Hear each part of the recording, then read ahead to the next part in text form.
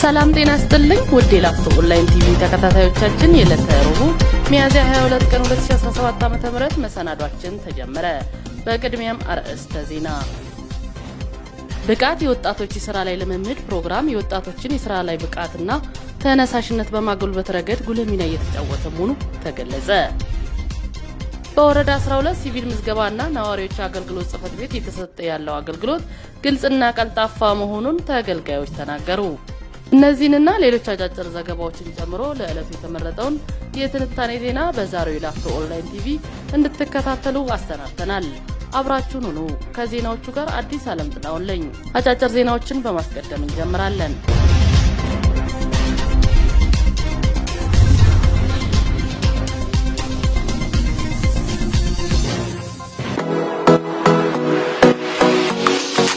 ብቃት የወጣቶች የሥራ ላይ ልምምድ ፕሮግራም የወጣቶችን የሥራ ብቃትና ተነሳሽነት በማጎልበት ረገድ ጉልህ ሚና እየተጫወተ መሆኑን የንፋስ ስልክ ላፍቶ ክፍለ ከተማ ምክትል ስራ አስፈጻሚና የሥራና ክህሎት ጽሕፈት ቤት ኃላፊ አቶ ድላየው ታምሬ ገለጹ።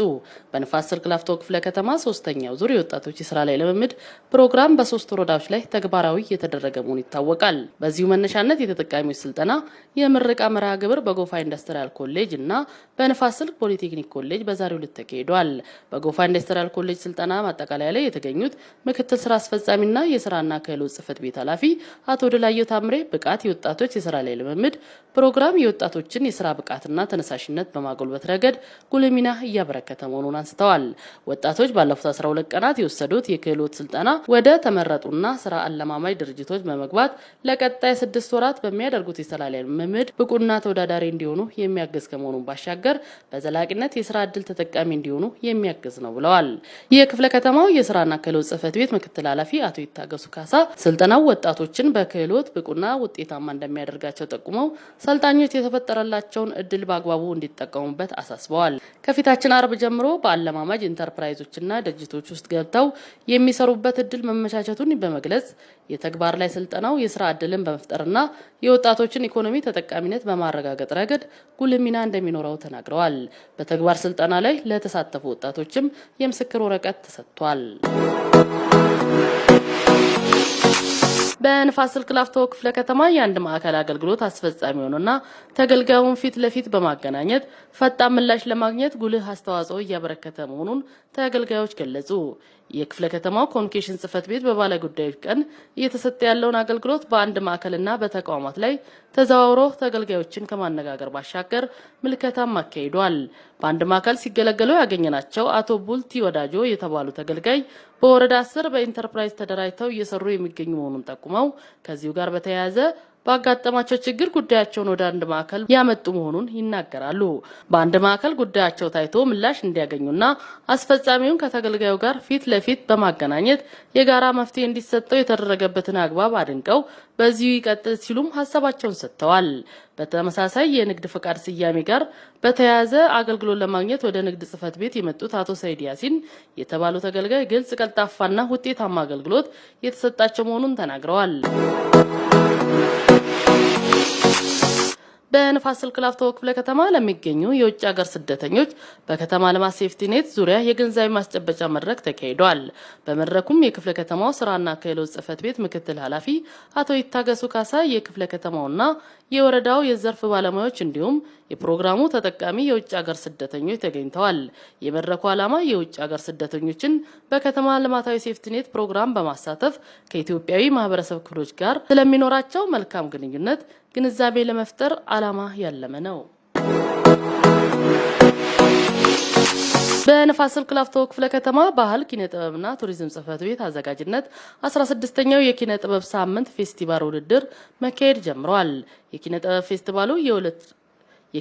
ፌስቲቫሉ የወል ትርክታችን ለነገዋ ኢትዮጵያ ተስፋ በሚል መሪ ቃል እየተካሄደ ሲሆን በውድድሩ ላይም የኪነ ጥበብ ተሰጥኦ ያላቸው አማተሮች የአንደኛና የሁለተኛ ደረጃ ትምህርት ቤት ተማሪዎች እየተሳተፉ ነው። አቀፍ ለሚዘጋጀው የኪነ ጥበብ ፌስቲቫል ውድድር ዝግጁ ማድረግ ነው።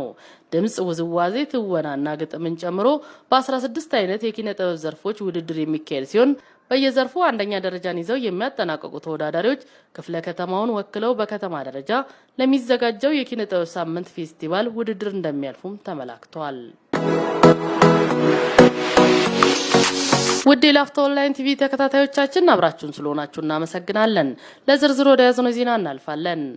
በንፋስ ስልክ ላፍቶ ክፍለ ከተማ በወረዳ 12 ሲቪል ምዝገባና ነዋሪዎች አገልግሎት ጽፈት ቤት እየተሰጠ ያለው አገልግሎት ግልጽና ቀልጣፋ መሆኑን ተገልጋዮች ተናገሩ። በጽፈት ቤቱ የሚሰጠውን አገልግሎት ከዚህ በበለጠ ለማሻሻል እንደሚሰራ ጽፈት ቤቱ ገልጸዋል። ውብሸት አሸናፊ ዝርዝሩን እንደሚከተለው አዘጋጅቶታል። የንፋስ ስልክ ላፍቶ ክፍለ ከተማ ኮሙኒኬሽን ጽፈት ቤት ላፍቶ ኦንላይን ቲቪ በወረዳ 12 ሲቪል ምዝገባና ነዋሪዎች አገልግሎት ጽፈት ቤት በመገኘት የተሰጠ ያለውን አገልግሎት የተመለከተ ሲሆን በጽፈት ቤቱ አገልግሎት ለማግኘት የመጡ ነዋሪዎችን አነጋግሯል። ነዋሪዎቹ በሰጡት አስተያየት በወረዳው ሲቪል ምዝገባና ነዋሪዎች አገልግሎት ጽፈት ቤት ከዚህ ቀደም አገልግሎት ለማግኘት እንግልትና ምልልስ የበዛበት እንደነበር አስታውሰው በአሁን ሰዓት በተቋሙ የሚሰጠው አገልግሎት በእጅጉን መሻሻል የታየበትና ግልጽና ቀልጣፋ አገልግሎት የተሰጠ መሆኑን ይናገራሉ። በዚህ ወረዳ ቀደም ሲል የነበረው የመታወቂያ አሰጣጥ በተለይ ሌሊት 11 ሰዓት በተለይ እንደኔ አርጀት ያሉት መተው ራሱ ወረፋውን የማያገኙበት አንድምታዎች ነበሩ። በአሁኑ ሰዓት ግን በተሻለ ሁኔታ ይህን የመሰለ ወንበር ላይ ተቀምጠን በተሻለ ሁኔታ አገልግሎት እያገኘን እንሄዳለን። ይሄ ለእውነት ነው ለሰራ ሰው እውቅና መስጠት አስፈላጊ ስለሆነ በጣም በጥሩ ሁኔታ ሰራተኞችም ለሰው አክብሮት አላቸው። ቀደም ሲል የነበሩ አክብሮት የሌላቸውም ነበሩ። ይሄ ሪፎርሙ ራሱ ጥሩ እንዳደረገና ሰራተኛውንም የተሳለጠ ስራ እንዲሰሩ ያደረገ አንድምታ ነው ብዬ አስባለሁ። የመጣሁበት አገልግሎት እንግዲህ መታወቂያ ለማሳደስ ነው። ከመቼውም በላይ ደስ ብሎኛል። ምክንያቱም በወረቀት የምንገባው ካርድ ተሰጥቶናል። በዚች ካርድ ነው የምንገባው። እንደ ድሮ መብላላት የለም። ከዚህ በፊት ያው ለመታወቂያ መጥቻለሁ። ብዙ ግርግር አለ። ቶሎ አይደርሰንም። 3-4 ቀን እንመላለሳለን። አሁን ዛሬ ነው የመጣሁት። በተሰጠኝ ቁጥር መሰረት የ19 ቁጥር ደርሶኛል። ዛሬ ልስተናገር ነው። አሁን ይኸው ጠዋት መጣ 2 ሰዓት አሁን ወረፋይል ደርሰኝ ነው እና እኔ እንግዲህ የተሻለ ነው ብዬ ነው የማስበው ከበፊቱ። በዚህ ቀጥሎ ነው የምለው ነው። በዚህ ከቀጠለልን ጥሩ ነው። አሁን ከመጣሁኝ ጥሩ ነው ያለ። ጥሩ እያስተናገዱ ነው። ጥሩ እየሰሩ ነው። ያው ይጠራሉ። በስም ነው ማህደር ወጥቷል። ማህደር አልቶ ማህደር ይጠራሉ። ጠርተውን እኛ እየሄድን እየተነጋገርን ያው እንትን እያልን ነው። በጣም ጥሩ እየሰሩ ነው። አሁን ህዝቡን እየሸኙ ነው ያለው። ጥሩ ነው። በዚህ ይቀጥሉ። የንፋስ ስልክ ላፍቶ ክፍለ ከተማ የወረዳ 12 የሲቪል ምዝገባና ነዋሪዎች አገልግሎት ጽፈት ቤት ኃላፊ አቶ ከማል ከድር በጽፈት ቤቱ ከዚህ ቀደም የሚሰጡ አገልግሎቶች ብልሹ አሰራር የበዛበት እንደነበር ጠቁመው ችግሩን ለመፍታት የተለያዩ ጥረቶች መደረጋቸውን በመግለጽ በአሁኑ ወቅት ለህብረተሰቡ ቀልጣፋ አገልግሎት እየተሰጠ እንደሚገኝ ተናግረዋል። በፊት አንድ ሰው መጥቶ ቀኑን ውሎ ማታ ሄዶ በንጋታ የሚመለስበት ነበረ በወረፋና በተለያዩ ችግሮች ምክንያት። አሁን ግን ከሰዓት 8 ሰዓት ከመጣ ወይ 10 ሰዓትም ከመጣ አገልግሎትን አግኝቶ ይሄዳል። ቤት የነበረው ምናልባት የሲቪል ምዝገባና ነዋሪዎች አገልግሎት ጽፈት ቤት ብልሹ አሰራር የበዛበት ሰው ወረፋ የሚሸጥበት ለማህበረሰቡ ምቹ ያልሆነ ችግር የነበረበት ነበረ። ይህንን ደግሞ ለማፍታት እንደ ወረዳ አንደኛ የወረፋ ተራ ማስጠበቂያ ማሽን በመግዛት ባለጉዳዩ ያንን ይወስዳል። በዛ መሰረት ያንን ወረፋ ማሽን የሰጠውን ቁጥር ከወሰደ በኋላ ግንዛቤ ይፈጠርላቸዋል። ግንዛቤ ከተፈጠረ ማንም ወረፋ የመጭበርበር ሁኔታዎች አይኖሩም ማለት ነው። በትክክለኛው እንዳመጣጣቸው አገልግሎት አገኛለሁ። አንደኛ ይሄንን መቅረፍ ችለናል። እሱ ደግሞ ብዙ ችግሮችን ፈተውታል። አንድ እሱ። ሁለተኛ ደግሞ ምናልባት ለከተማም አሁን ያለው ከሌሎች አገልጋይ ልዩ በሆነ መንገድ ደንብ ልብስ አላቸው። ይሄ ደንብ ልብሱ ራሱ በባለሙያ በባለጉዳይም የፈጠረ በጣም ትልቅ ኢኒሼቲቭ አለ። እሱ ብቻ ሳይሆን እኛ እንደ ጽሕፈት ቤታችን ባለሙያዎች በጣም ትልቅ የህዝብ አገልጋይነት መንፈስ ተላብሶ እስከ 1 ሰዓት ተኩል ጭምር ነው ሰርቶ ህብረተሰቡም ያገለግሉት። ይሄኛው ዝም ብሎ ያው እንዲህ የመጣ ሳይሆን ከተማ አስተዳደሩ ትኩረት ሰጥቶት የሽልማትም ማበረታቻም አንዳንድ ነገሮች እያደረገ የአገነት ስሜት እንዲሰማቸው ባለሙያ በማድረግ የመጣ ለውጥ ነው። በጽህፈት ቤቱ 33 አገልግሎቶች እንደሚሰጡ የጠቆሙት ኃላፊው ምቹና ጥራት ያለው አገልግሎት ለህብረተሰቡ በመስጠት እርካታ መፍጠር መቻሉን ይናገራሉ። በቀጣይም በጽህፈት ቤቱ የሚሰጡ አገልግሎቶችን በበለጠ ምቹና ሳቢ እንዲሁም ቀልጣፋ ለማድረግ የተለያዩ ተግባራት እየተከናወነ እንደሚገኝ ገልጸዋል። ምናልባት እንደ ጽህፈት ቤታችን የሚሰጡት አገልግሎቶች ወደ 33 ነው። 33ን በስታንዳርድ ነው የሚሰጡት። በስታንዳርድ ሲባል ምናልባት አንዳንዴ የሲስተም ማቆራረጥ ችግሮች አሉ። እሱ ደግሞ የከተማ ዋና የሲስተም ማዕከል እየተስተካከለ ስለሆነ በሱ የሚያጋጥሙት ችግሮች ካልሆኑ በስተቀር በስታንዳርድ ነው እየተሰጠው ያሉት።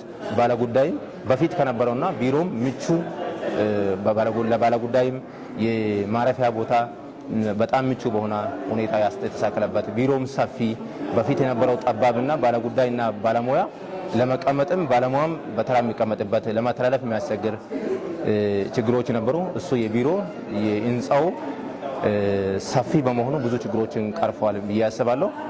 ከዛ በተጨማሪ ምናልባት እንደ ጽሕፈት ቤታችን አሁን ካለው በፊት ስናነጻጽረው በጣም ትልቅ ለውጥና በጣም ትልቅ በህብረተሰቡ ላይ እርካታ የፈጠረ ብለን ነው እኛ ከኮሙኒኬሽን ጋርም እኛም ባደረግነው እርካታ ዳሰሳ ጥናት ማለት። ሌላኛው ደግሞ ሙሽራ ቤት አልጨረስንም፣ የተወሰኑ ነገሮች ይቀሩናል። አሁንም ውብ ሳቢ ለህብረተሰቡ ለሙሽሮች በጣም በሚመች ሁኔታ